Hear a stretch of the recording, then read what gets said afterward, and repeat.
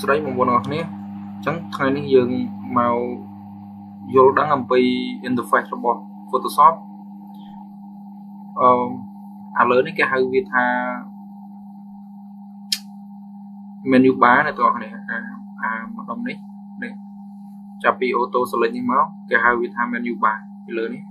ដល់ពេលនេះគេហៅវាថា tool panel គឺវាមាន tool អីផ្សេងៗដើម្បីកាត់តអញ្ចឹងមកបែបនេះណាវាមាន pen tool វាមាន select tool អញ្ចឹងវាមាន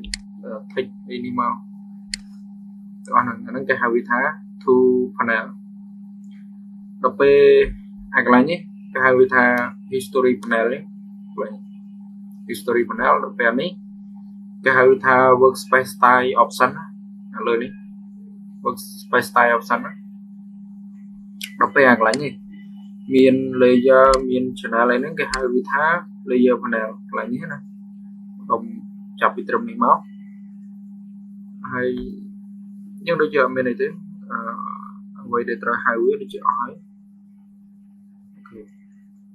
នៅពេលផ្ទាំងកណ្ដាលនេះគេហៅវាថា workspace ណាកន្លែងកណ្ដាលហ្នឹងឧទាហរណ៍ថាខ្ញុំបើកជាមួយ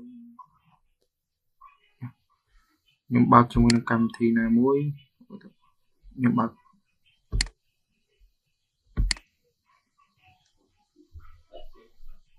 អានេះគេហៅវាថា workspace កន្លែងនេះយើងត្រូវ design ធ្វើការងារហ្នឹងអញ្ចឹងមានតែប៉ុណ្្នឹងទេការស្វែងយល់ពី interface របស់វាខ្ញុំលើកក្រោយខ្ញុំនឹងលម្អិត